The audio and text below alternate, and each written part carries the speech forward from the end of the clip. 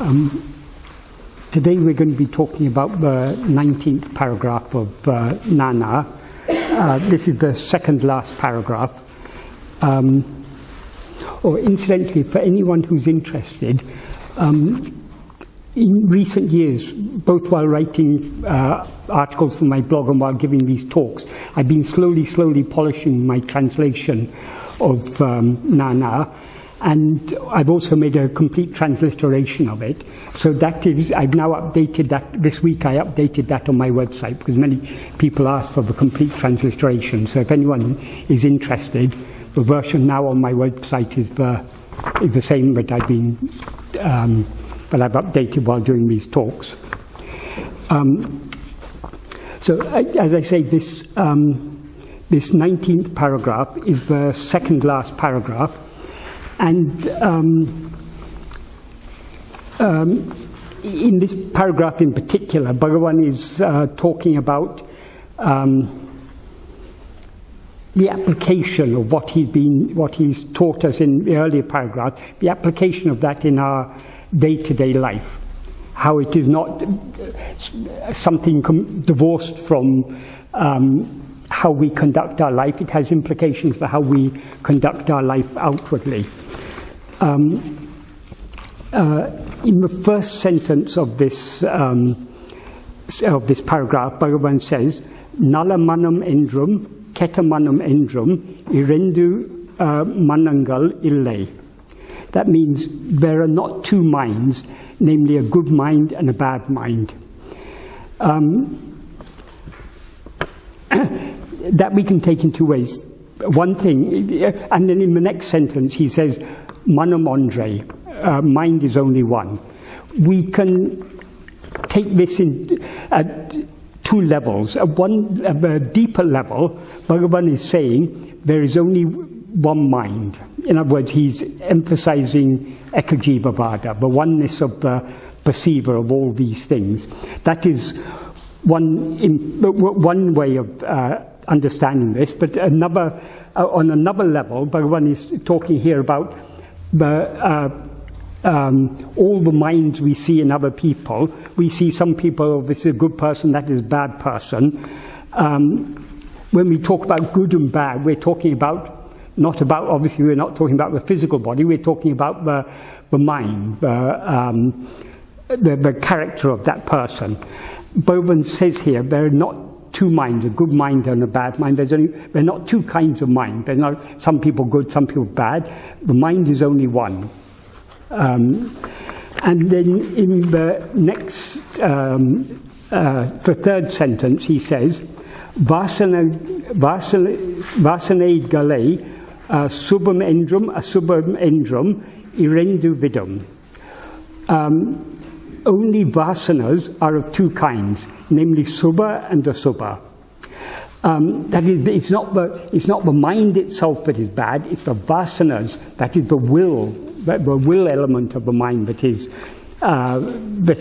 good or bad. Vasanas means all our inclinations, propensities, impulses, desires. In other words, everything that what is driving our actions, what is driving our behavior.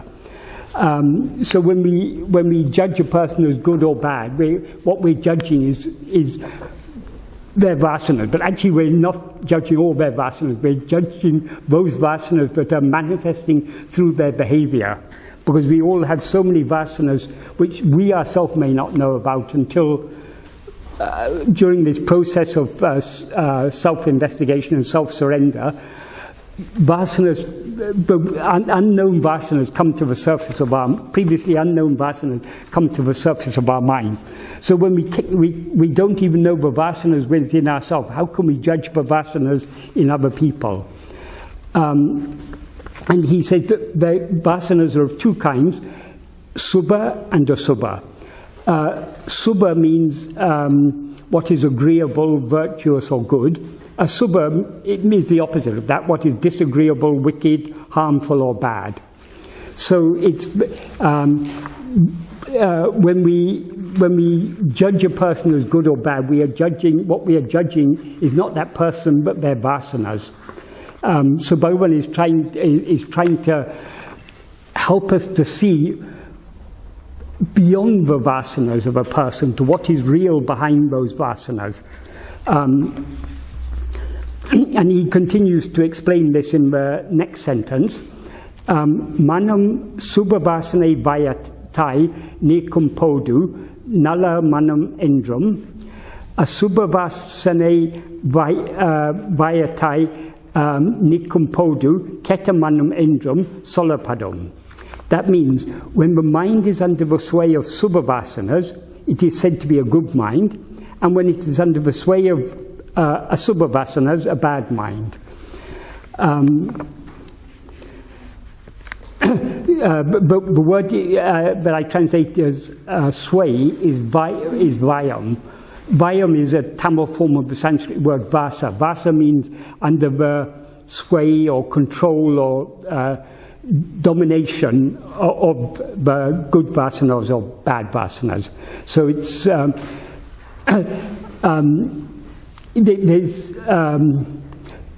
Bhagavan isn't saying it directly here, but by talking about the mind being under the sway of good vasanas or bad vasanas, he is giving indirectly giving us a slight clue here.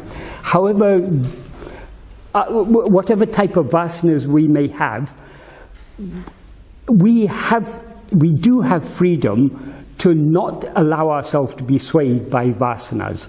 We can, whatever vasanas in another paragraph, I think the 8th paragraph, Bhagavan says, when the mind rises, it wanders under the sway of its vasanas. But we have that. Firstly, we have the option not to allow the mind to rise. If we turn our mind within, we can subside within. So by self-investigation and self-surrender, we can avoid rising at all. And if we don't rise, then we obviously can't be under the sway of the vasanas.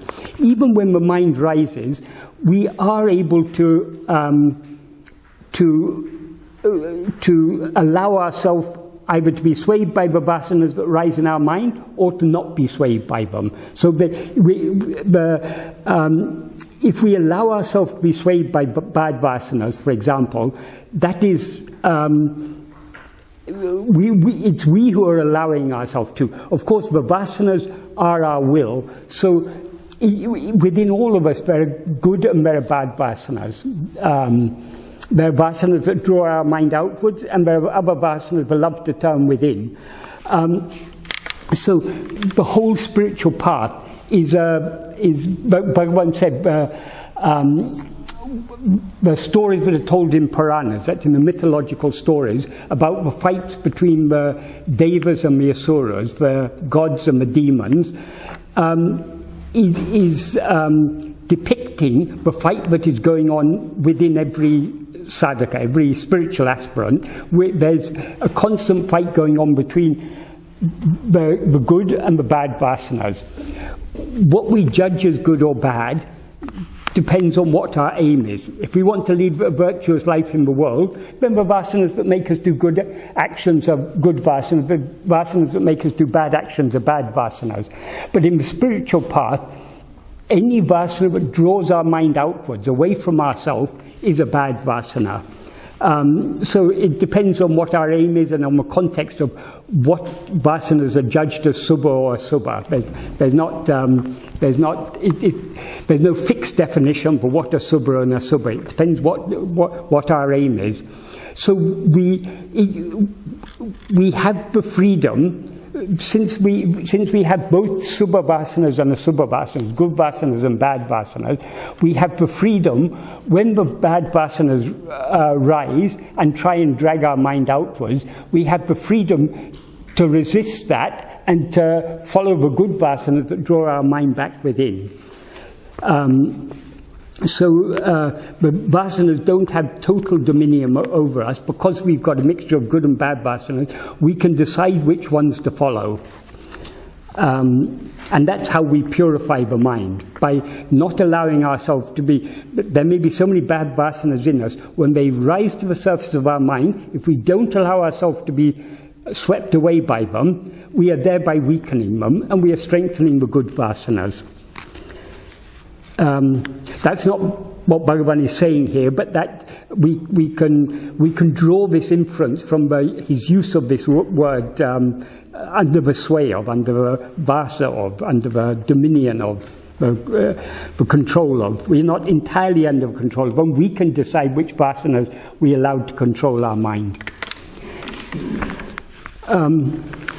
Then in the next sentence he says, Pira evelo keṭṭavargaḻāy tondrinum avagalay verital ahadu.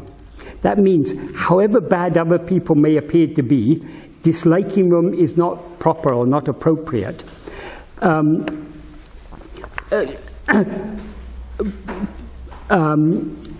Part of the reason for that is what he said in the previous paragraph, but there are not two kinds of minds. There's not good mind and bad mind. It's the vasanas which are good or bad. So even though a person may appear to us to be very bad, it's just they're under the sway of the bad vasanas. In the heart of everyone, even the worst people, what is shining in the heart of everyone is the supreme reality, that pure awareness that is just merely covered over by the rising of the ego, and it's being carried away by its vasanas. So that's one reason why we shouldn't like other people. The other reason why we shouldn't dislike other people is Bhagavan gives in the next sentence, viruppu-veṟuppugaḻ iraṇḍum veṟukka-t. That means likes and dislikes are both fit for one to dislike or renounce or give up. This is a very beautiful sentence, that if we say it very simply, likes and dislikes are both to be disliked. That is, the problem arises, we shouldn't be concerned about others' vasanas, it's our own vasanas which we are concerned about. And all our vasanas boil down to likes and dislikes. We like those things which we think will make us happy, we dislike those things which we think will make us unhappy. So it's our likes and dislikes which are swaying our mind, driving us to do all sorts of actions. So if people appear to us to be bad, it's because of their likes and dislikes is the problem. But why we dislike them is because of our likes and dislikes. So rather than concerning ourselves with other people and their vasanas, we should be concerned. We can't change other people, we can only change ourselves. So when Bhagavan says likes and dislikes are both to be disliked, it means our own likes and dislikes, our own vasanas are to be disliked. Here, likes and dislikes means likes and dislikes for things other than ourselves. The liking to turn within and surrender ourselves, obviously that is a liking that is to be liked, not to be disliked. But Bhagavan, generally speaking, likes and dislikes, that is, the likes and dislikes concerning things other than ourselves, they are to be disliked. Then in the next sentence, Bhagavan says, Pripanja vishayangalil adhikam-āy manate viḍa-k. That means it is not appropriate to let one's mind dwell excessively on worldly matters. This is something where we all probably fail. It's natural for us, because we take ourselves to be a person. There are things in the world that seem to affect us. We like to see good things in the world, we don't like to see bad things. So we are concerned when we see evil and injustice, and when we see, if we consider the state of the world now, for example, the rise of right-wing politics and all the troubles these things may bring to society, and the problem of climate change and the lack of real of appropriate measures to tackle climate change on behalf of governments, on behalf of individuals, on behalf of society as a whole, and particularly on behalf of big business. These are all things that have potential to affect us, so they naturally concern us. But Bhagavan says it is not appropriate to dwell much on these worldly matters. As far as possible, we should withdraw our mind from concern for all these things. As Bhagavan used to say, we should leave the world to the care of God. That is, we can't change this world. We see so many injustices in the world. Okay, if there's minor injustices which are very near to us, we may be able to intervene and sometimes prevent it. Obviously, if we see someone being ill-treated and we can do something, we should try and prevent it. But most of the injustices in the world we can't do anything about. So there's no use in our concerning ourselves with these things. When we concern ourselves with these things, we're allowing our mind to go outwards and be filled with likes and dislikes and everything, which is not helping us to surrender ourselves. Because according to Bhagavan, this whole life is a dream, as he said in the previous paragraph. If this whole life is a dream, all the injustices and the bad things we see in the world are no more real than all the bad we see in a dream. And likewise, all the good things we see are no more real than the things we see in a dream. So these should not concern us. If we are at all concerned about the injustices and the suffering we see in the world, the best way we can do to relieve that suffering, since this is a dream, the best way to relieve it is to wake up from this dream. In other words, to know ourselves. So the best thing we can do for the world is to investigate ourselves and thereby surrender ourselves, thereby bringing an end to the dreamer, and along the dreamer is ego, of course.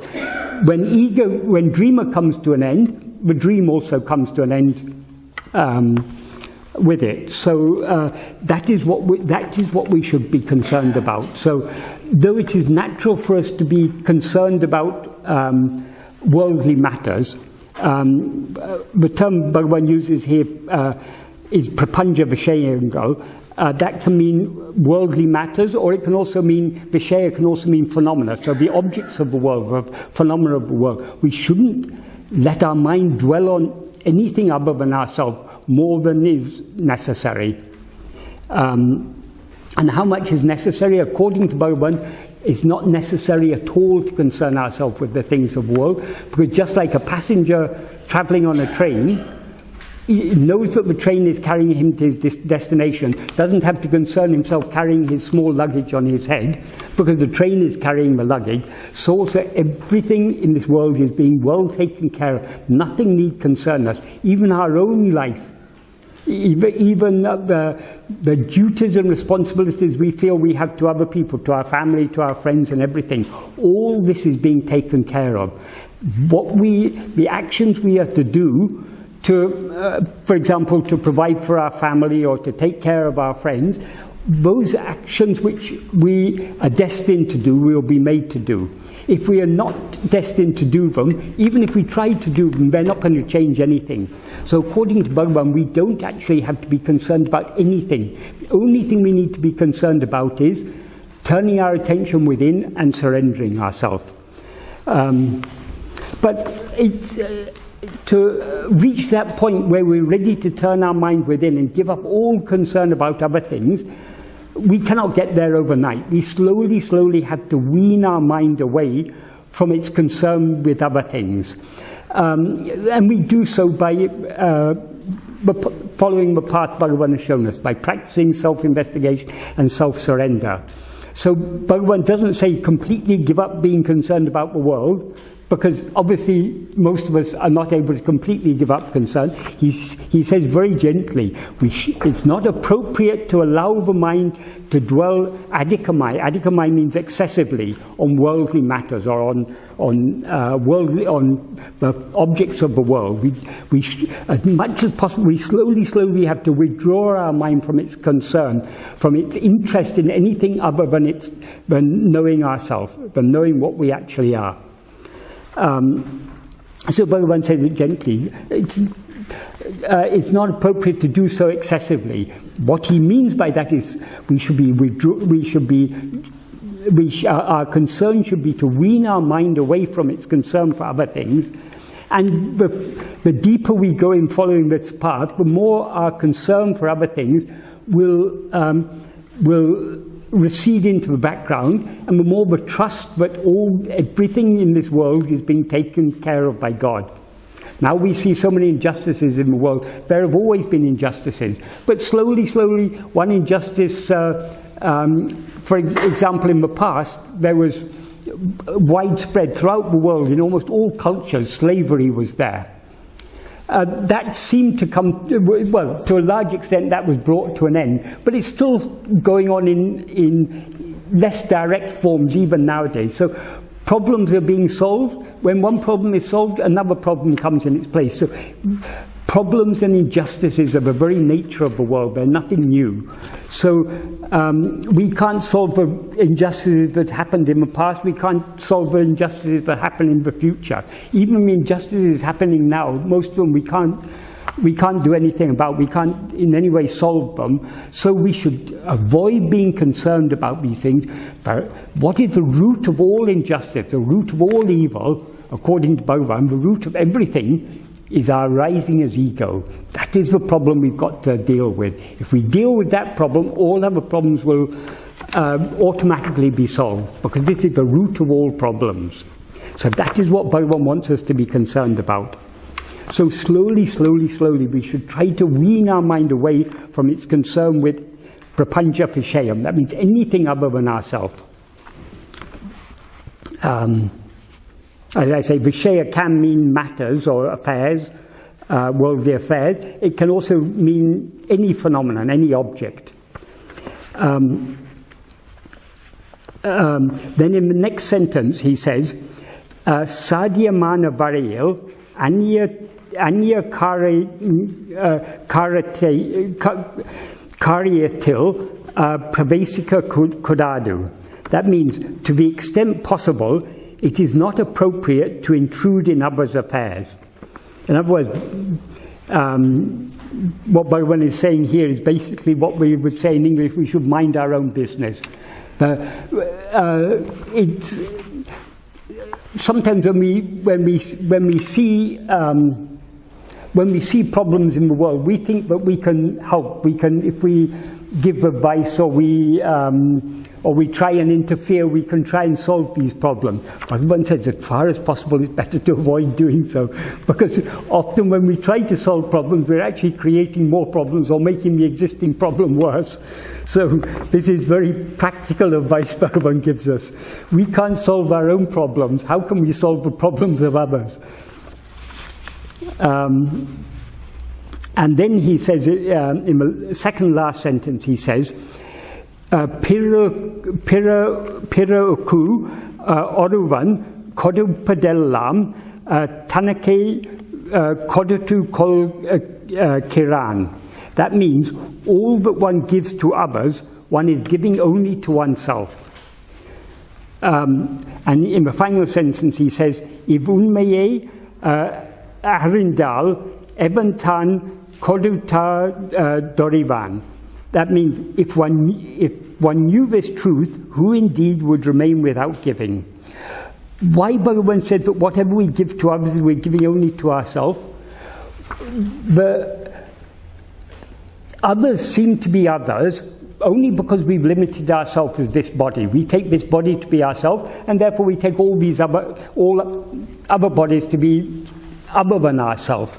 But actually, according to Bhagavan, we alone exist. All these phenomena are nothing other than ourselves. So all the other people are not actually other than ourselves. So the suffering of other people, for example, if we can contribute to relieve the suffering of other people, we are thereby benefiting not only that other person, we're also benefiting ourselves. That's at one level we can explain it. At a deeper level, everything is only ourselves. So whatever we give to others, we're giving only to ourselves. Why we are reluctant to give? For example, if we've got money and we see others in hardship, we give them some money, but we're not ready to give them all our money because we feel we need it for ourselves. It's because of our concern for ourselves as a person, but we are reluctant to share what we have with others. But Bhagavan said, actually, if you give what you've got to others, you're giving only to yourself. So this is a statement that we can interpret at different levels, and it's true at different levels. At the deepest level, there's nothing other than ourselves. So whatever we give to others, we're giving only to ourselves. At a more superficial level, by giving to others, we are thereby benefiting ourselves, because the more we give to others, the more we are surrendering our own selfishness, our own mamakara. Mamakara means the sense of mine. This is my money, this is my whatever, my food or whatever. So we're reluctant to give to others. In order to get rid of the ahankara, the I, we first need to a considerable extent weaken the sense of mine, the mamakara. When mamakara is weakened, then we can get rid of ahankara. We cannot get rid of mamakara entirely so long as ahankara is there, but we can get rid of, in order to get rid of ahankara, we first have to a considerable extent, give up the mamakara. That is, we have to give up the mind in order to get rid of the I. We have to give up the mind to a considerable extent in order to get rid of the I, and thereby get rid of the mind entirely. We cannot get rid of the mind entirely without getting rid of I. So all these, though a lot of what Bhagavan is advising us in this paragraph is concerning our outward behavior in the world, it's all very, very directly connected with the path of self-investigation and self-surrender, which is the path that Bhagavan has shown us, the path that Bhagavan has in so many ways advised us. This is what we should follow. So all these practical tips for how a true spiritual aspirant, someone who's sincerely trying to follow the path of self-investigation and self-surrender, how we should live in this world, how we should conduct ourselves in our outward behavior. We should, but a lot of these things, our outward behavior is determined by what is going on within us. So a lot of our outward behavior is driven by our likes and dislikes. This is what our main concern should be, giving up these likes and dislikes, along with their root, the ego. So likes and dislikes are both to be disliked, he said. So all these, every sentence here is full of very, very rich meaning and very, very relevant for anyone who genuinely wants to follow this path of self-investigation and self-surrender. And sorry, I didn't explain in more detail the last sentence in which he says, if this truth, that's a truth that all that one gives to others is giving, one is giving only to oneself. If we knew this truth, who indeed would remain without giving? That is how, if we really give up this sense of distinction between self and other, or the more we give up this distinction between self and other, the more natural it will be for us to give to others. So the more we surrender ourselves, the more we investigate ourselves and dissolve this ego back into its source, the more it will be natural for us to share what we have with others. So I think that's... That is, I just wanted to say about the last, something more about the last few sentences of this paragraph. Bhagavan says, all that one gives to others, one gives only to oneself, thereby implying that we should give to others and we should share what we have with others. But one thing we have to bear in mind, whatever we give to others should be appropriate. We shouldn't assume that what we like or what we think is good for us, others will like or others will think is good for them. So we shouldn't try to give to others what they don't want. For example,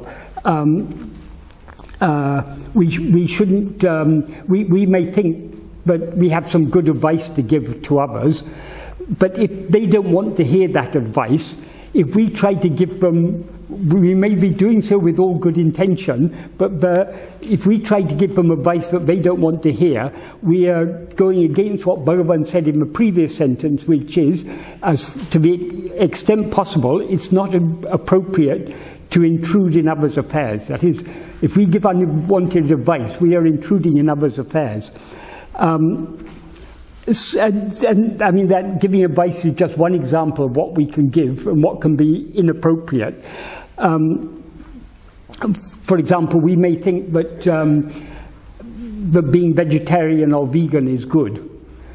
But Bhagavan wouldn't want us to go and start telling other people, oh, you shouldn't eat meat, you shouldn't eat eggs or whatever. That would be interfering in their affairs. If someone comes and asks us, why is it good to be vegetarian or why is it good to be vegan, we can tell them. But we shouldn't give uncalled for advice.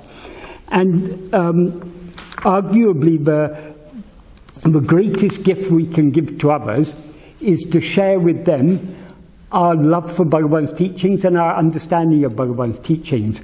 But there again, Bhagavan doesn't ask us to go out and propagate his teachings. Most people in this world, they don't even want to hear about Bhagavan's teachings. They're not even interested in this subject. It's okay in a meeting like this, because we've all come here for this purpose. We can discuss and share what we can share our love for Bhagavan's teachings and our understanding of Bhagavan's teachings. And by doing so, whether we're benefiting the others or not, we're at least benefiting ourselves. So what we're giving to others, we're giving only to ourselves, as Bhagavan says.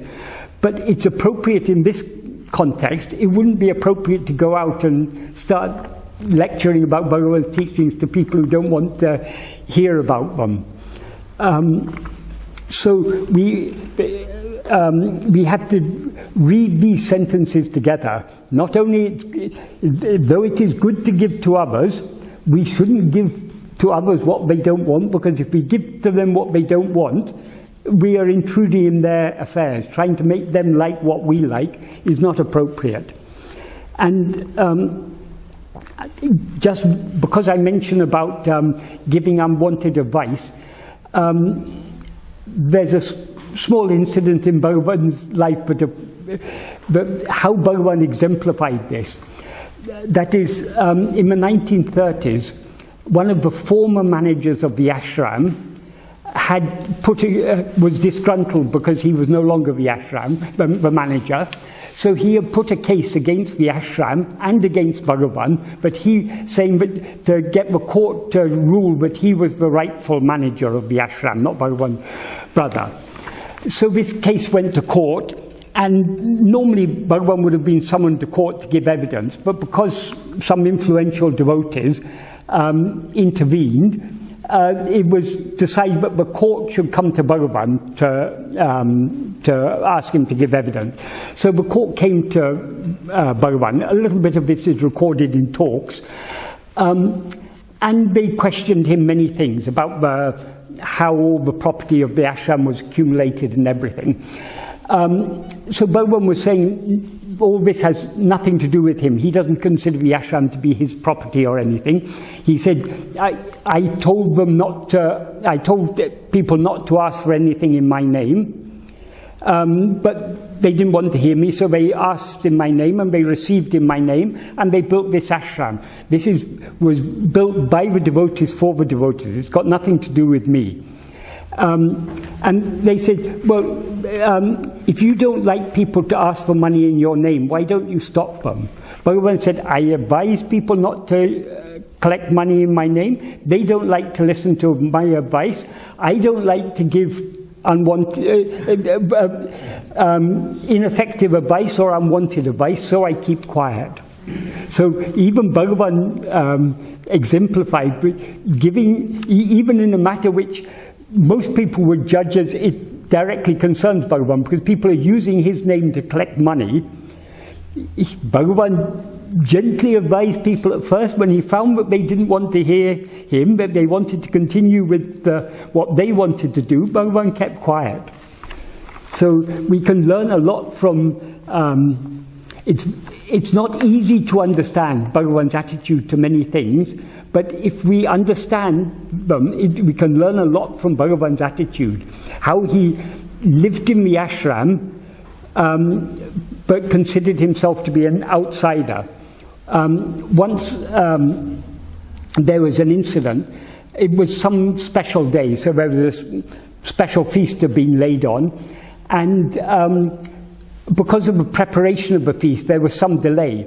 So usually in the ashram, it was the tradition that first the poor should, no, I think at first it wasn't a custom at that time, but it was a custom every day. Not only devotees in the ashram, but also poor people, sadhus and others, were also fed by the ashram. That started from the time when catering started in the ashram. So because of the delay, I think maybe there were some pujas or something were going on, so things were getting delayed, the food was getting delayed. So the poor people who were gathered at the entrance of the ashram waiting to be fed, they became impatient. And they were saying, what's happened to our food and everything. So Chinnaswami came out and seeing the commotion, he said,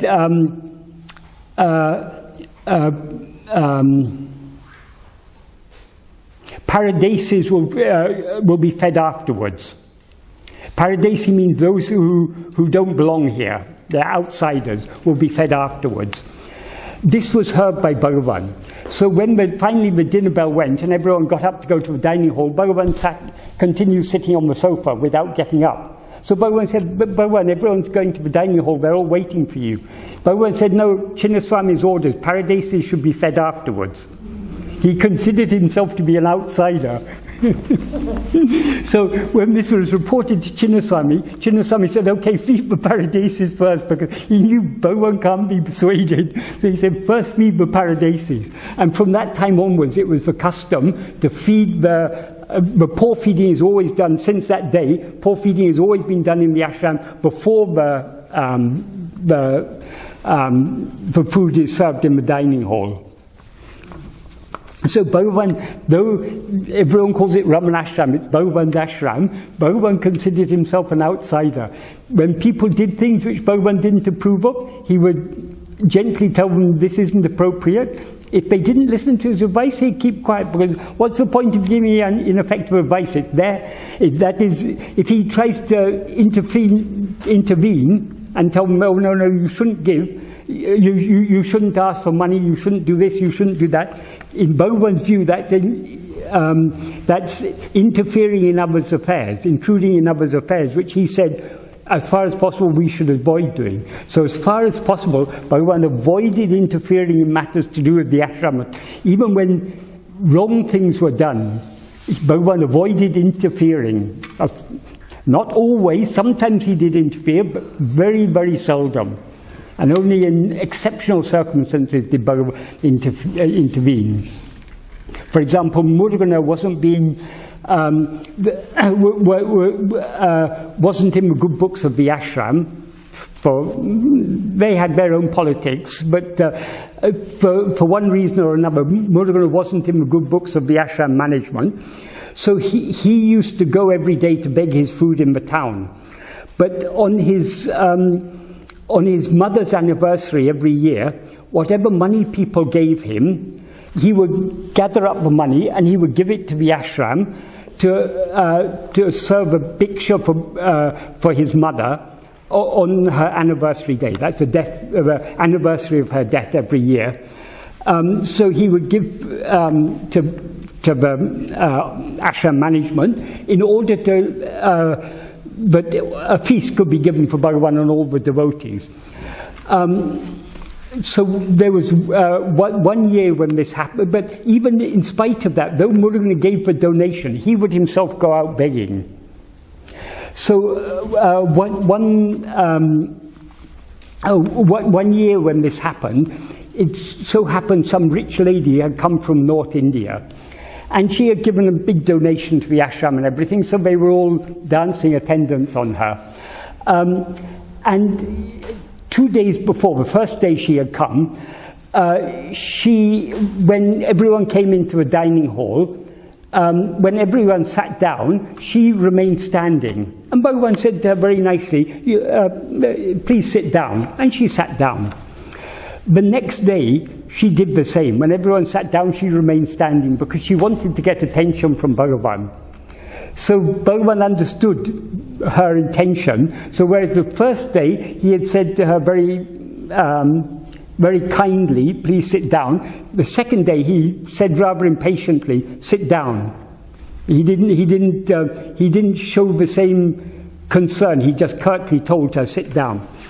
The third day was this day that Murugan had given this donation for the bhiksha. And when that day also, the lady was standing, wasn't sitting down. So Bhagavan sat down, he ignored her. And everyone was feeling awkward because she's still standing and Bhagavan is just ignoring her. So someone came and told Bhagavan, this lady is still standing. Then Bhagavan said, she's your Vendiyava, you ask your Vendiyava to sit down. Oh, no, she said, Bhagavan said, then you ask her to sit down. And then he said, you expect me to ask your Vendiyava to sit and to stand and to do everything, but you don't even care to invite my Vendiyava for this bhiksha. My Vendiyava, he referred to Murugan as my Vendiyava. Vendiyava means the one who is dear to you, the person who you value, who you want to be valued. So Bhagavan said, you don't even care to invite my Vendiyava to this bhiksha. So everyone understood what Bhagavan meant, but he was referring to Murugan. So when Chinnaswamy heard this, he sent someone, go and call Murugan. So Murugan at that time was walking towards the town to beg for his food. And so someone was sent running after him to call him back. And many years later, when Murugan told this story to Sadhuam, he said, that day, though I couldn't taste it was a very special food that had been prepared, I couldn't enjoy the taste of the food at all, because I was overwhelmed by the sweet taste of the love that Bhagavan had shown for me. So Bhagavan did sometimes intervene, but only very, very rarely. And only when it was in order to teach people a lesson, he did so sometimes. Sorry, I've gone off, but all these ideas came from thinking about these sentences. So if anyone has any questions to ask. I just wanted to tell you, talked about... Oh, sorry. Yeah, you talked about injustice, yes. But there is no such a thing, because everything that happens is absolutely perfect, whether we like it or not. Yes. And when you're enlightened, you see it. Yes, but in our view, we see things as injustice. When we see wars happening, yeah. And children being abused. Of course, we have judgments, what is good and what is bad. Ultimately, there's good and bad is determined by our likes and dislikes. We feel that children shouldn't suffer. We don't like to see children suffer. So we say wars in which children suffer, or allowing children to die of famine, or to allow... You don't see the past reincarnation. Yeah, but I mean, even that doesn't matter. See our own society, how many homeless people there are. We live in such a wealthy society. How can it be justice to allow so many people to be homeless? But it happens. But these are all injustices by our judgment. Of course, from the higher, there may be reasons for all these things, but if you were homeless, if you were penniless, if you had to sleep on the streets at night, wouldn't you feel it was an injustice? But I already feel it is injustice when it happens to others. It doesn't have to happen to me, and I try to help. I'm just saying that ultimately everything fits perfectly. Ultimately yes, but we have to judge everything at its own level. If you commit a crime and go and you're called to court and you say, no, there's no such thing as injustice, what I did was perfectly fair, it's not going to. It's just I'm just saying that because you talked about not interfering, not because to say that things are right. Yeah. But the thing is, we can talk at different levels. So at one level, it's true there's no such thing as injustice, but at another level, injustice is very real. Yeah, but you know how you were talking about not interfering? Yeah. That's why I was mentioning it, because sometimes we don't even know the very far consequences of even something good we do. It might have a very bad consequence. Yes.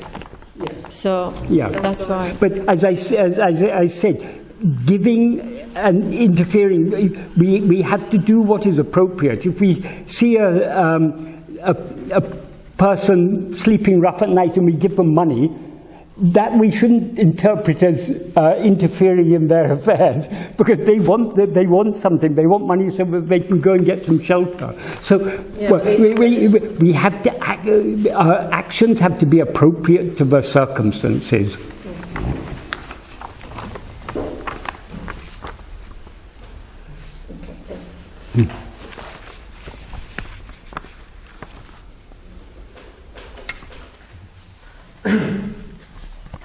Good afternoon.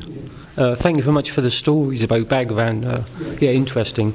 One question: you talked about like and dislike, yes, and good and bad. Aren't they dualities, and so not real? Yeah, of course, all dualities are not real, but when we rise as ego, all dualities come into existence. What is the most basic duality of all is subject-object. So when we rise as ego, we're rising as subject. We thereby bring all the objects into existence. When we begin to dream, all those objects, they're not other than ourselves. But in the dream, we are the subject. Everything we experience is objects. They're phenomena. They're things other than ourselves. So duality comes into being with the rising of ego. So dualities are all... to the extent that the ego is real, or to the extent that we as ego are real, to that extent the dualities are real. When we investigate this ego and find there's no such thing, but we are just pure awareness, then there are no dualities at all. Excuse me. So to collapse the ego have nothing to do with dualities? Yes, but by rising, we bring duality into existence by rising as ego. The less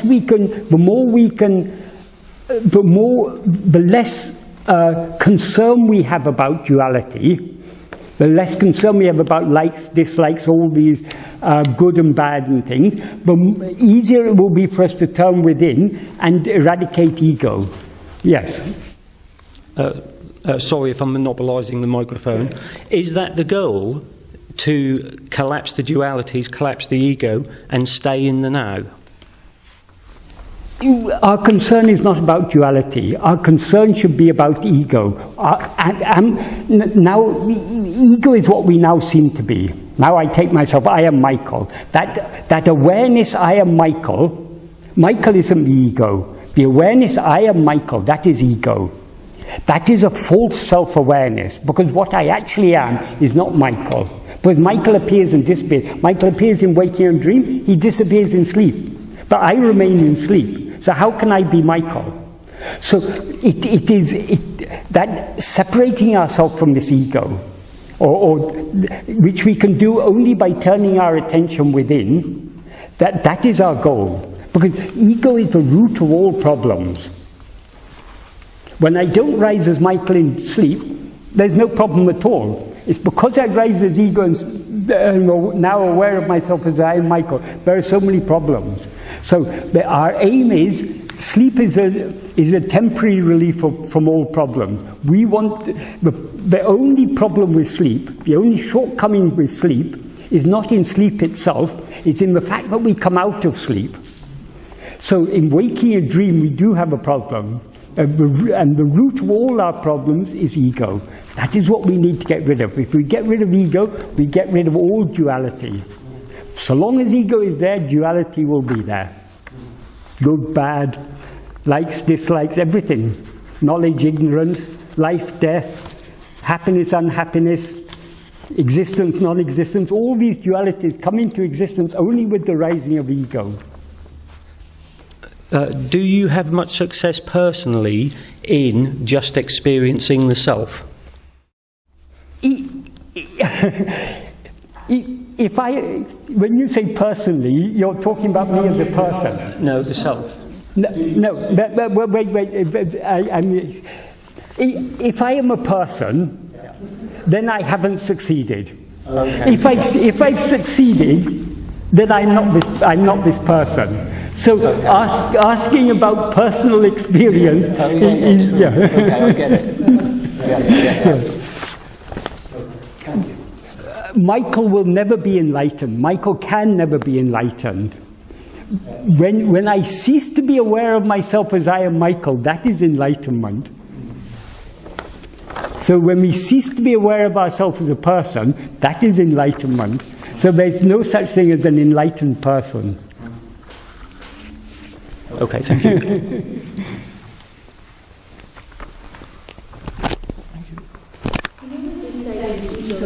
And then we have likes and dislikes. But I think it's the other way around. We have likes and dislikes, and in that way we create an ego. No. Is it not? Where's the ego? Where does it come from then? Who has likes and dislikes? No one. No, ego has likes and dislikes. There isn't such a thing. You can't have likes and dislikes. There can't be likes and dislikes. Don't float around without someone. It is I who like, I who dislike. That I who likes and dislikes is ego. So it's only with the rising of ego. Ego is the root of everything. But the ego is only likes and dislikes. So unless we have those, we don't have the ego. There is no such a thing as like, first there is an ego. Ego is not only likes and dislikes. Ego is the false self-awareness. The awareness of myself as I am this person. When we are aware of ourselves as I am this person, then we have likes and dislikes. Yeah. We don't like to be hungry. We like to have a good meal. We like to have shelter. We like to have warm clothing. It's all like and dislikes, yeah. So everything, all dualities, everything comes into existence only with the rising of ego. In sleep, there are no likes and dislikes because there's no ego. It is ego that brings likes and dislikes into existence, not the other way around. That's why Bhagavan says in verse 26 of Ulunapadu, ahande undayen anetum undahum. If ego comes into existence, everything comes into existence. Ahande indreo indru anetum. If ego doesn't exist, everything doesn't exist. Ahande yavamam. Ego itself is everything. Therefore, investigating what this ego is giving up everything. Yeah, but you took as if ego was an entity, but there is not such a thing as ego entity. It's very much an accumulation of likes and dislikes. Ego, there's nothing. But now all this world seems to exist because we seem to be ego. But without ego, there is reality. It's not that there is nothing. Without ego, there is true reality. It's not that there is nothing. Well, there's no phenomena. Yeah. There's only pure awareness. Yeah. But now we're aware of all these phenomena. Therefore, ego is there. Merely saying ego doesn't exist doesn't solve the problem, because who is saying ego doesn't exist? It's ego who says ego doesn't exist. The only way to I'm not saying it solves the problem. I'm just saying it's like an accumulation of many things, which are duality, which are not real. It's not an accumulation of many things. Ego is that which has accumulated many things. Ego is the root of accumulation. We need to distinguish ego from everything else. Ego is not all that it has accumulated. Ego is that which is where I have accumulated all these things. So it's only by separating ourselves from all phenomena, from all that has been accumulated, that we can see what we actually are. But so long as we're aware of phenomena, it is we as ego who are aware of phenomena. Our real nature is pure awareness. Pure awareness is never aware of phenomena. So if we pure awareness can see phenomena. Pure awareness can see phenomena. It doesn't interpret it. Because when you're enlightened, you see everything. No. Yeah. When you're enlightened, you see everything. You are everything. No, yes, but everything, for the enlightened, everything, there is only one thing, is pure awareness. If pure awareness sees only pure awareness. Bhagavan says in verse 4 of Ulladu, if one's self is a form, the world and God will be likewise. If one is not a form, who can see their forms and how? So all these phenomena, all these forms, seem to exist only because we've risen as ego. It's only in the view of ego that all these exist. If pure awareness could see phenomena, why don't we see phenomena in sleep? Because in sleep there's no ego, therefore there are no phenomena. We do see images. No. Yeah, when we sleep we do see things, dreams. That's dream. I'm not talking about dream. I'm talking about, when I say sleep, I mean dreamless sleep. In dreamless sleep, you're not aware of anything except your own existence. You're not aware of any phenomena because you're not there as ego. He was aware of other people and everything and phenomena, even if he was enlightened. This is Bhagavan said, in your view, he's aware of it. Because we take Bhagavan to be this body. Bhagavan's first teaching is, I am not this body. Bhagavan said, in one verse, in Ulladu Bhagavan says, just like someone sleeping in a cart is not aware of whether the cart is moving or whether the cart has come to a standstill or whether the cart is unyoked, for the main jnani, for the knower of reality who is sleeping in the body, he's unaware of the activities of the body. Body means the whole collection, body, mind and everything. He's unaware of the activities, the sleep or the nishta. So in our view, because we take ourselves to be a body, so we take Bhagavan to be this body. Because we take Bhagavan to be this body, we therefore say, oh, Bhagavan answers our questions, Bhagavan sees all these things. Bhagavan said, yes, in your view, because you see me as this body. In my view, I see only what is. I'd just like to ask a question on your thoughts about something which I'm grappling with at the moment. It's something that pertains to turning inwards, but also conversely the perceptions and everything that we're normally attached to is not that. One can only go so far, it seems, through reading and through understanding, and we also hear that the true self, it can't know itself because it is what is. And so part of the mind almost wants to fathom that out. And I know that's the mind wanting to fathom something out. But I know that's not the way. And it's almost a letting go or turning away from the perceptional world, as you said earlier.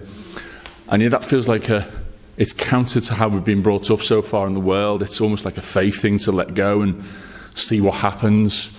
And I suppose some of us in the room get glimpses of what that's like, but it's not substantial in that we go back to the normal ways of being, as you said before. So I'm just interested, Michael, in your thoughts about the mind wants to grapple what this pure awareness is, and yet it doesn't know itself. And yet we're told it's happiness itself, if you like. But that has a connotation of a personalised happiness, or it does for most of life, except it's not that. So there's kind of a paradoxical thing there for me, which I'm just struggling a little bit to do, even though I know intellectually it's better to let go. I hope that makes sense, as it's... Yeah. The mind can never grasp what it is, because And when we talk of mind in this context, we're talking of ego.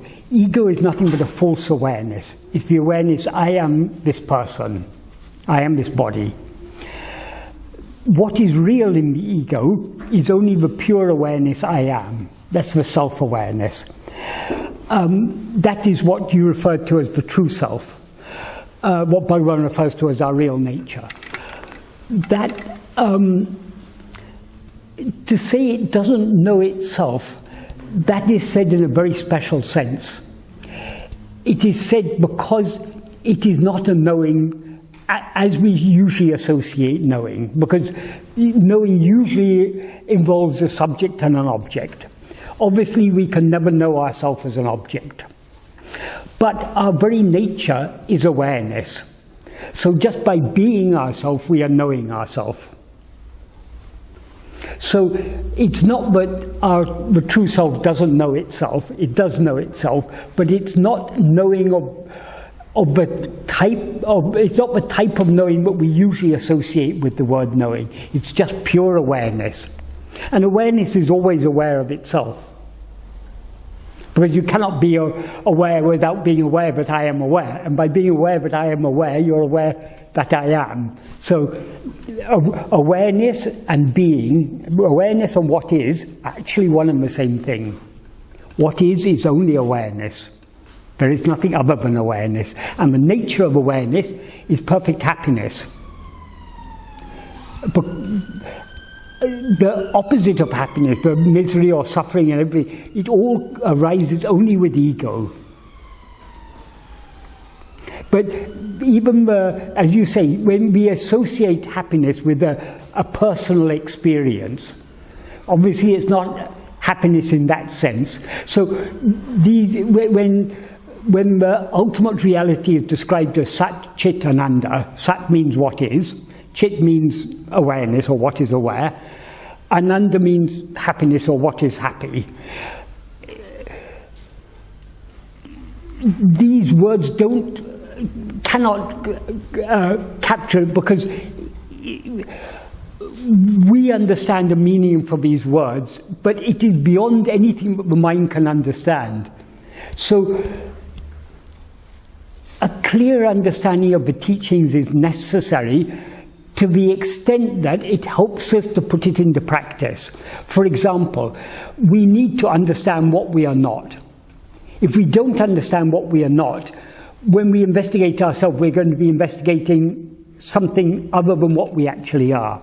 So we need to understand that we are not anything perceived. We're not any object. We're not any phenomenon. We're not the body. We're not the mind. We're not the will. All these things, we need to understand that intellectually. We are that which is aware of all these things. That much, to that extent, we need to clearly understand. But understanding can't go further than that. Beyond that, we have to put it into practice. And the real clarity doesn't come.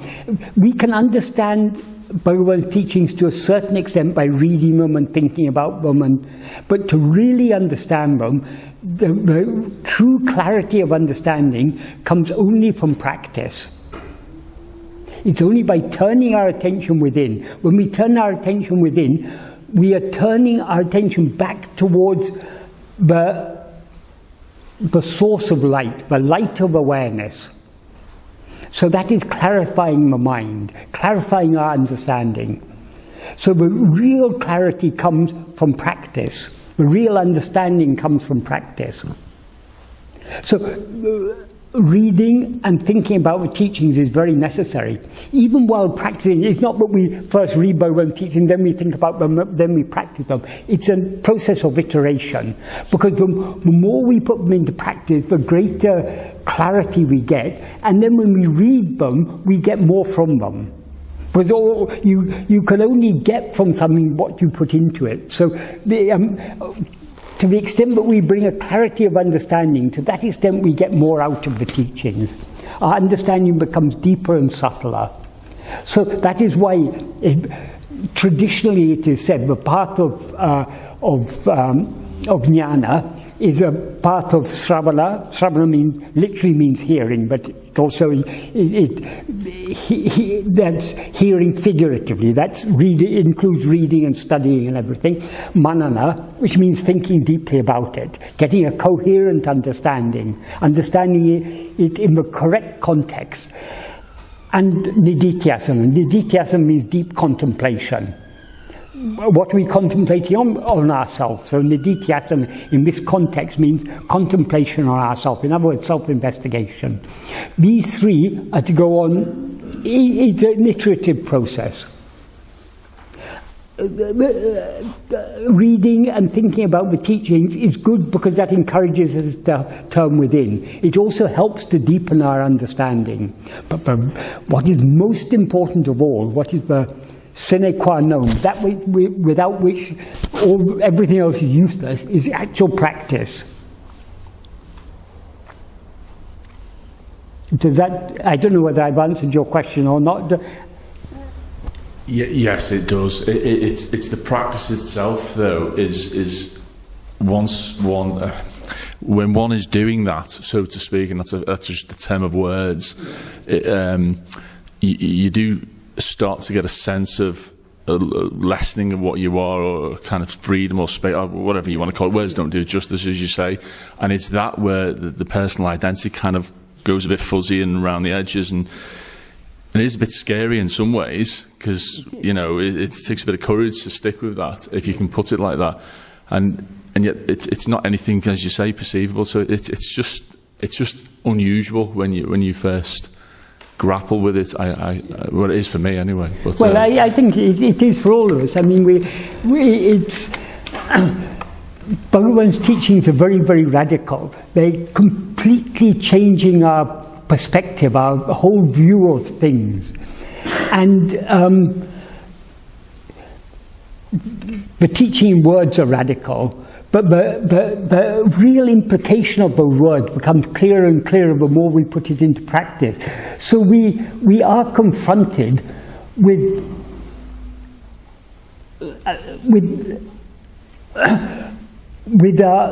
our own lack of willingness to let go. That is where the real problem arises. But we become aware of how unwilling we are to let go, only to the extent that we put it into practice. But the more we put it into practice, the more willing we are to let go. But at the same time, the more conscious we are of our unwillingness to let go, if you understand what I mean. So, yeah, it is... it's disorientating in the sense that we had to change our orientation. We are normally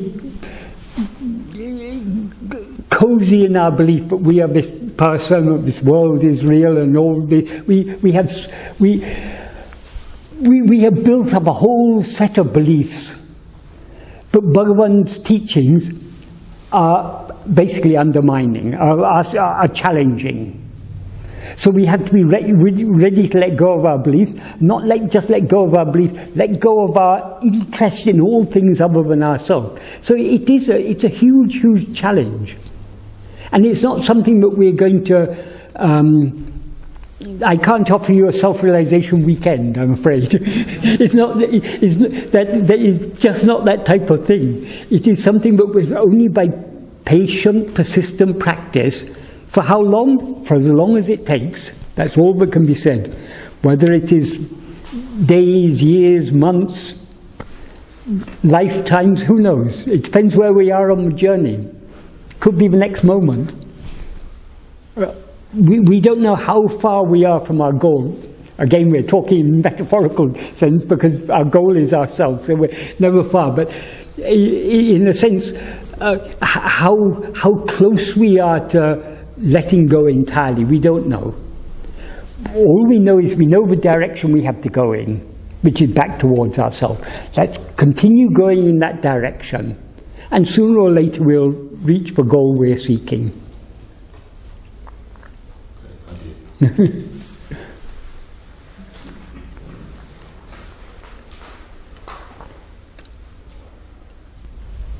Michael, since nobody else is asking a question, can I put to you again the question that I put you to a degree, which you knocked down so successfully. The question was, out of the part of the paragraph that you were reading where it says that the best thing we can do, indeed the thing that we most need to do, is to mind our own business and to concentrate on achieving self-realization for ourselves, and that the achievement of self-realization is the highest attainment that there is. Yes. There's nothing higher than that. And the reason that you often give for this is that by realizing oneself, one dispels the dream of life, and you realize that everything that had been bothering you and so forth doesn't exist in reality. Yes. And in a sense, you yourself cease to exist. And I simply... Not only everything that has been bothering you doesn't exist, you who are bothered by all these things don't exist. I was just making the point that the other side of this is that the additional benefit is that if you, in self-realization, completely get rid of your ego, which is what you have to do in order to self-realize, that gives free rein, free scope to God to act freely within you, so that nothing but God's will can be thereafter done through you. Yeah. That's the essence of what Well, yeah. This is why Bhagavan described this path also as the path of surrender. Because to the extent that ego is dissolved, to that extent its will is dissolved along with it. That is, will means its likes, its dislikes, and everything. And to the extent that we are free of likes and dislikes, our will is out of the picture, so God's will is, there's only God's will.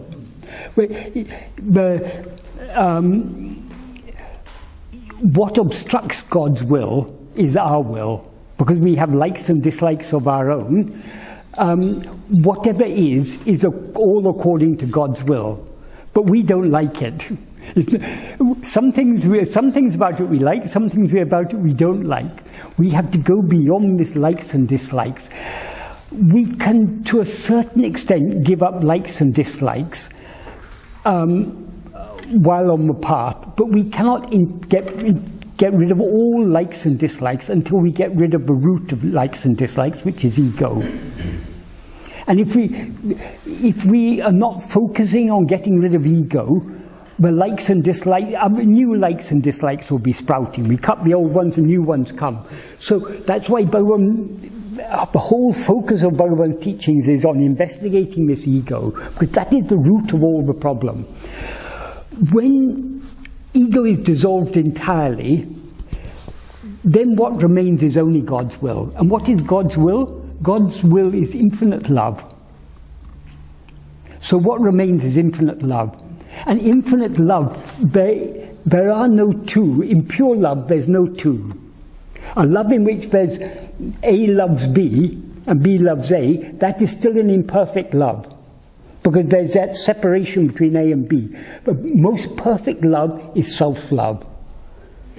And self-love means, and I'm not talking just about love for myself as this person, because that's not real self-love. That's personal love. That's love because for what I take myself to be, not for what I love. When I talk about self-love, I mean love for ourselves as we actually are. That is the very nature. That is our real nature. That is what we actually are. That is what actually exists. So when ego is gone, what remains is only God's will. God's will means God's infinite love. That's one thing. That I didn't give this explanation earlier. I gave what I said earlier to you was, when ego has gone,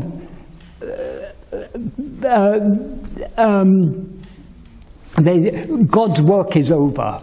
God seeks to achieve. Again, we're anthropomorphizing God, but it's not the ultimate truth. But we can say it in metaphorical terms. God has only one work to do. That is to get rid of ego, or God or Guru, whatever. That one must say. Getting rid of ego is the ultimate aim of God. So once ego is got rid of, God's work is over. So you had suggested that once ego is surrendered entirely, then God is free to do his work. I said when ego is dissolved entirely, God's work is over. He's got no further work to do. And I referred to verse 29 of Upadesh Undiyā, in which Bhagavan says, abiding or remaining in this state of supreme bliss, or remaining as this state of supreme bliss, which is beyond bondage and liberation, is abiding in the service of God. Sadhuam explained that, why Bhagavan said this is abiding in the service of God. There's a reason why Bhagavan used that. The term he used is irepani nitral. That is, irepani is a very important concept in Shaiva Siddhanta philosophy. That's the Shaivite philosophy of South India. Being in the service of God, irepani means the service of God, service of the Lord. That is a very central concept. So Bhagavan says, so in that verse, Bhagavan is defining what is real service of God is nothing but abiding in that state of infinite bliss, which is beyond bondage and liberation. In other words, abiding in the state of total egolessness, not rising as ego, that is service of God. And Sadhuam explained that so long as we rise as ego, we are unnecessarily bothering God. Because we've risen as ego, God has to come running after us to save us. If ego dissolves, God's work is over. We are saving God. We are no longer giving God the unnecessary work of coming to save us. So the greatest God doesn't need our service. God is perfect. If we avoid giving trouble to God, that is the greatest service we can do. Well, put in another way, giving trouble to God is impeding his will, not doing what God wants. Yes. What is God's will? God is our own real nature. Our own real nature has infinite love for itself as it is. So the will of God is for us just to be as we are. God loves us as we are. He wants us to be as we are. He wants us to love ourselves as we are, not as this person. Again, we're talking in dualistic terms, but it's unavoidable when we're talking these things. So God wants us just to be as we are. That is God's ultimate, that is God's will. Well, as soon as we rise as ego, we are going against God's will. So the only way to truly surrender ourselves to God's will is to surrender this ego entirely. That's all there is to it. That's all there is to it. All this fuss about such a simple little thing. You lost me when you started talking about God running after me. This, of course, is allegorical. But if you rise as ego, then God has to rise. God had to take the bother of taking birth as Bhagavan in order to... I don't think God minds doing that at all. God doesn't mind doing anything to running around. I don't know, that's what I think. But leaving that aside, that's really yeah. God of his own accord wouldn't have chosen to be born as Bhagavan. It's because we chose to rise as ego, but he had to be born as Bhagavan in order to tell us, turn back within. Yeah. So we are bothering him, metaphorically speaking, not literally. And he is nothing other than ourselves. That's right. So we're certainly bothering ourselves by rising as ego, aren't we? That's more likely. That's what we're actually doing. Yes? I would have said that God's will is the perfect state of being. Yes. So it's not what is God's will? It is to be in equilibrium, perfect state of being. And it's not a question of getting rid of the ego. It's a question of recognizing that the ego is a fraud. There is no ego. There is no ego. Yeah. And as soon as that recognition comes, Yeah. you're free. There's no ego, and what then remains is God's will, which is, God's will is what is. Perfect state of being. Yeah, exactly. So it's a question of recognition. Yes.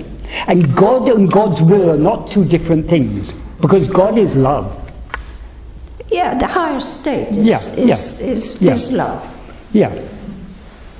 So the state of true love is the state of just being. Absolutely. The state in which there are no two. Perfection. Perfection, yeah.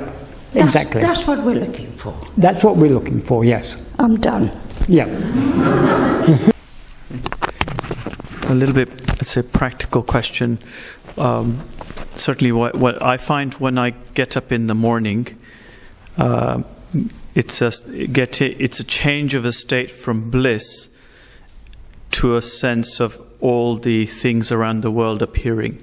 Yeah. So it is generally the rise of the ego is a practical thing, and you feel it when you arise. Yeah. Are there any things where I catch myself and I can feel my ego rising in the morning? Is there anything practical that I can extend that time when I am looking at that rising? I can sense, I can feel it. Yes. Well, in a certain sense, we are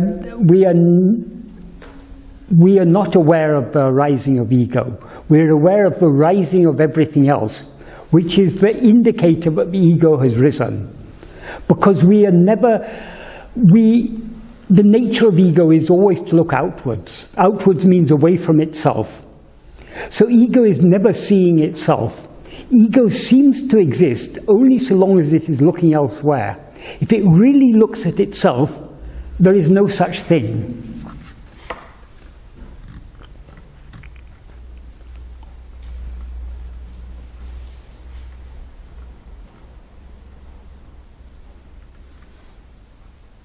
Does that make sense?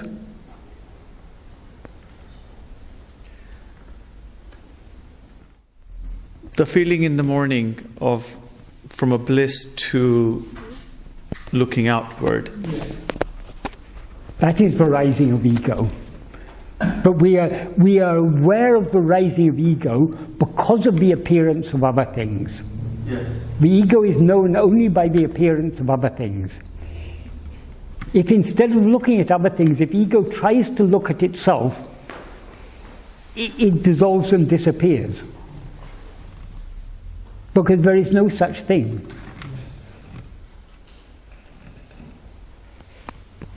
I'm trying to look at it in the morning and to see if that can be caught.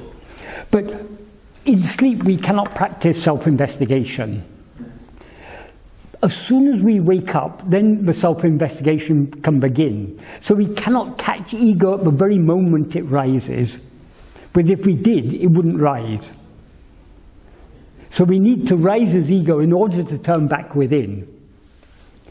But when we turn the full 180 degrees, that is when we turn our attention towards ourselves so keenly that we cease to be aware of anything else whatsoever, at that moment ego will dissolve and then never rise again. Until then, it will continue rising. And whenever it rises, we need to again try to turn back within. Which I doubt if any of us are doing. We may do a little bit here and there throughout the day, but most of the time we're looking outwards. Because such is the nature of ego.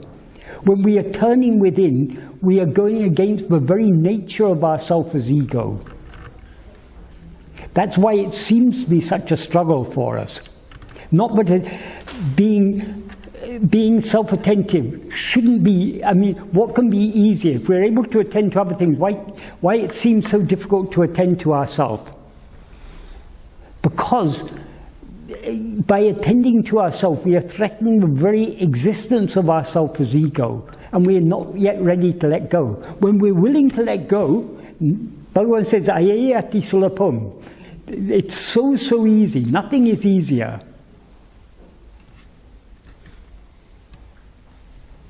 Thank you. But hang on, that's such an interesting question. I mean,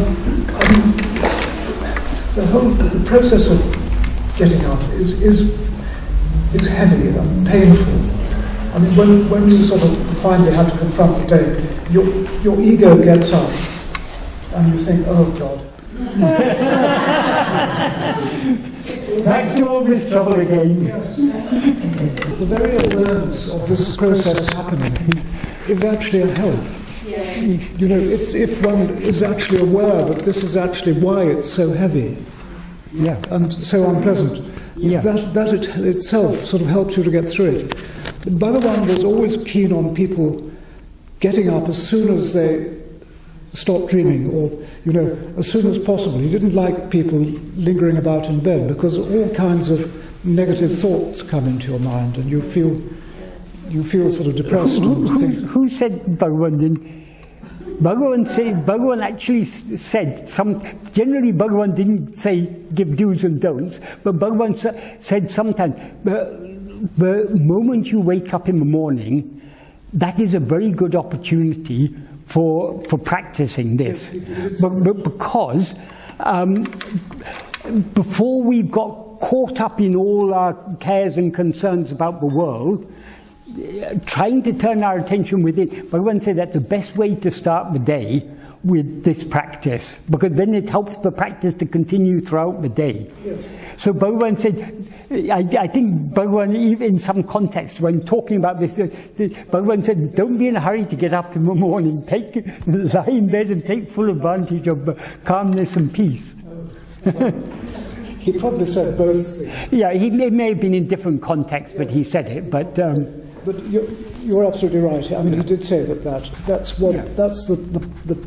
the moment when we should get hold of the I thought, and in order and to keep hold of it as much as possible throughout the rest of the day.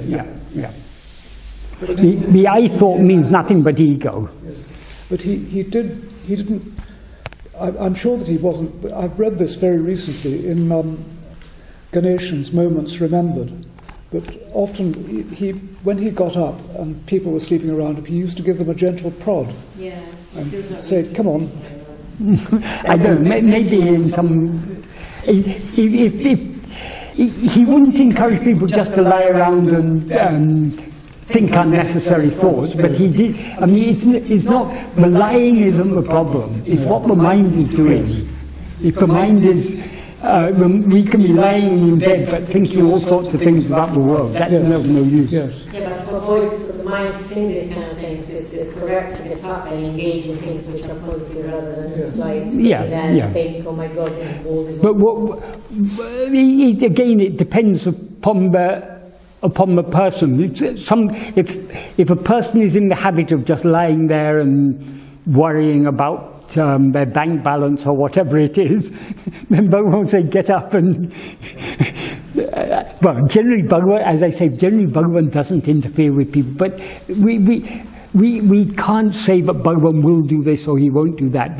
But he did say, take full advantage of the calmness and peace that calm and peaceful state the mind is in first thing in the morning, before you get caught up in all the worldly cares and concerns. Take the opportunity of that calmness and peace to turn within. He must have said that, actually, if you think about it. Yes. But anyway, we've arrived at a useful insight between us. We can sort of make getting up a bit easier if we know what's actually happening. If you've got an Indian mattress, you'll get up quickly. If you've got a Western mattress, you might feel Dead right, absolutely right. Yes. Maybe that's why they give us such uncomfortable mattresses. But the best thing is not to get up at all. I don't mean the body not getting up, ego not getting up. Yes. So my understanding of what's being said then is, in a sense, the ego is almost like the middleman that we no longer need. The outside, it seems the outside is essential in turning inward. Becoming aware of my interaction with the outside begins that process of turning inward. Yes and no. The outside appears only because we have risen as ego.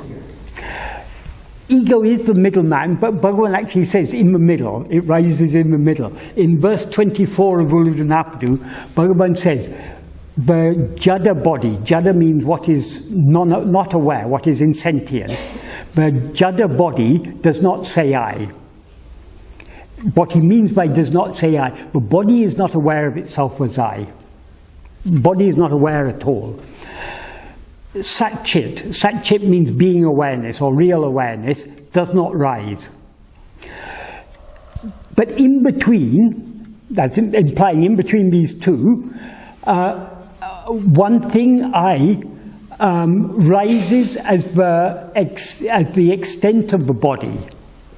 So he metaphorically, he talks about ego rising between sat-chit, which is a reality, the real awareness, and between the body, which is non-awareness. Obviously, it doesn't literally rise in between, because what actually exists is only sat-chit. The body is an appearance, but comes in, but it's something that appears along with ego. But ego cannot rise without projecting and experiencing itself as a body. What he means by in between there, it's if, for example, you've heard some story and you ask me if the story is true, if it's true or false. I say it's neither true nor false, it's somewhere in between. What does that mean? That means it's a mixture of fact and fiction. It's neither entirely true nor it's entirely false. It's somewhere in between. So we sometimes use in between in a metaphorical sense. So there Bhagavan is using in between in a metaphorical sense. Ego is neither sat-chit nor is it the body. But it's a mixture of both. The nature of sat-chit is to be aware of itself just as I am. Ego is aware of itself as I am. But ego is not aware of itself just as I am, it's aware of itself as I am this body. So it takes on the qualities of body. It rises and it subsides, it appears and disappears. It's limited within time and space like the body. I was born 60 years ago, 10 years, 20 years, 30 years hence I'll be dead. So we're limited in time, we're limited in space, I'm here, not there.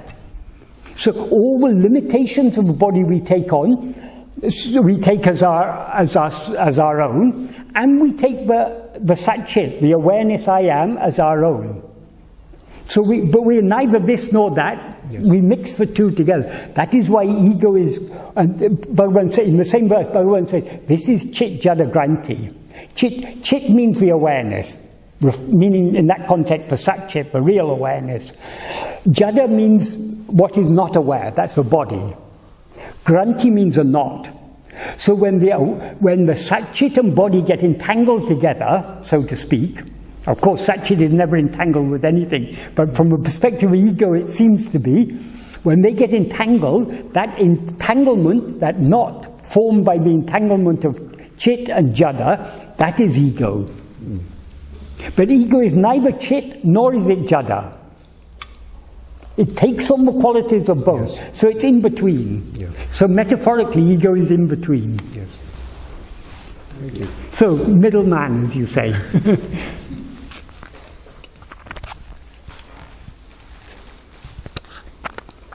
Can I just return to this interesting premise of getting the ego rising? You're quite right. But I want to do both. If somebody was just lying sort of comatose to no good purpose, sort of thinking, depressing thoughts, he would give them a prod to sort of say, come on, get up. On the other hand, he also said that it was a golden opportunity, possibly the most golden opportunity throughout the day, to focus on the self in order to keep the self, one's concentration on the self throughout the day. Now, maybe if one combined the two, if one sort of starts getting up in the morning by doing that, as Bhagavan advised, focusing on the I thought, focusing on who am I, and then with the realization that now my ego is going to arise. So you get up with that realization, you know, oh God, all the troubles are going to start now. But if you know that it's actually okay because you're focused on the right thing, then maybe the process gets easier. But one thing you said there, you said, now my ego is going to rise. All this comes because ego has risen. Not because ego has risen, because you have risen as ego. Ego is not something other than ourselves. It's we who rise as ego. Now, Einstein is correct to say that we don't have to put all that emphasis on the ego. So ego arises because we have thoughts. So it's like, I've got my daughter, it's like, oh my God, is my daughter okay? So if I deflate it, if I make it a little bit, then the ego is also smaller. Yeah. But ego doesn't rise because we have thoughts. We have thoughts because ego rises. I still don't believe that, but because I don't believe there is an ego. I believe that the ego is only a accumulation of body, thoughts, and emotions. I agree, there is no ego. But if there's no ego, there are no thoughts. Thoughts are just the symptom of ego. Is that it? Yes. No, I think it's the other way around. I think that thoughts comes of perceptions, and then we start making them like a bubble, and then that bubble resolves. To whom do the thoughts or the perceptions come? It comes to nature, to the self, and then we... No, it comes only to ego. All these things appear only in the view of ego. This is the very... one of the fundamental principles of Bhagavan's teachings. Only when ego rises, all other things rise. They arise simultaneously, but the cause for the arising of all phenomena, thoughts or perceptions, whatever you call it, the cause for the arising of all phenomena is the rising of ourself as ego. We are the root of the problem. The thoughts are not a problem, the phenomena is not a problem. We who see them are the problem. I think if we see ego as I thought, it will be easier to explain that I thought is the same as ego. Yes.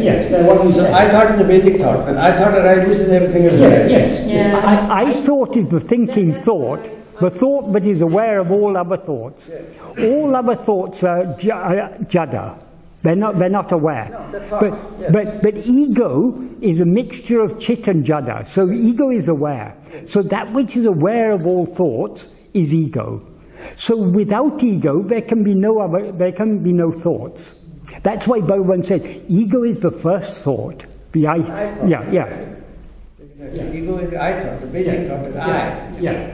Feeling of I-ness, that I am the separate person, I exist. That is the starting point. I am thinking, I am aware of these thoughts. So you have no thoughts? No.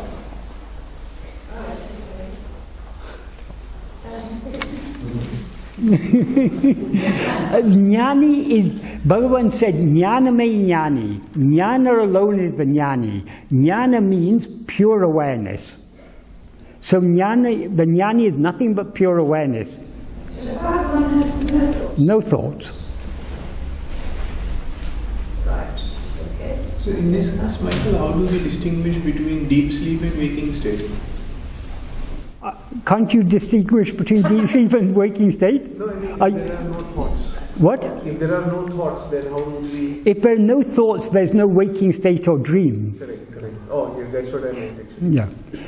But Bhagavan said in one verse in Bhagavan said that only for those to whom these three states, waking, dream and sleep, seem to exist, the real state is called Turiya, the fourth.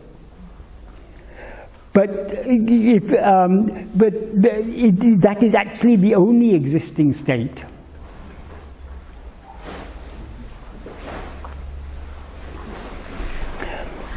That Turiya is actually no different to sleep. What makes it seem different to sleep is that the one Turiya, Sadhguru used to say, if you've got a vast open space and you raise two walls, the vast open space seems to be divided into three portions. Those two walls are the waking body and the dream body. When these two walls rise up, we seem to have a waking state, a dream state, and the state in which there's no body is called sleep. But actually, if you remove those two bodies, remove waking and dream, what remains is only sleep. But that sleep without waking and dream is what is called Jagrat Sushupti. That is wakeful sleep. That is Turiya, the so-called four. That's what you mean by Jnani doesn't have a thought. Jnani doesn't have a thought. Jnani doesn't have waking or dream. Waking and dream are states of thought. One continuous. It's just pure awareness. Even continuous implies time, but there is no time. Time itself is a thought. Michael, you know when you said that we have a goal, but in a way there is no goal. You have a goal. No, I don't have a goal. You said we have a goal. You don't. The goal is to go back, but it's not goal. You don't have a goal, you are the goal. We are not. Exactly. Yeah. So just be as you are, that is the goal. Stop rising. But probably every morning, when we wake up in the morning, we are leaving our goal, so we have to go back to it. Don't rise in the morning. Don't rise at all. Just be. Sumayero. Want an own goal. Yes. Exactly.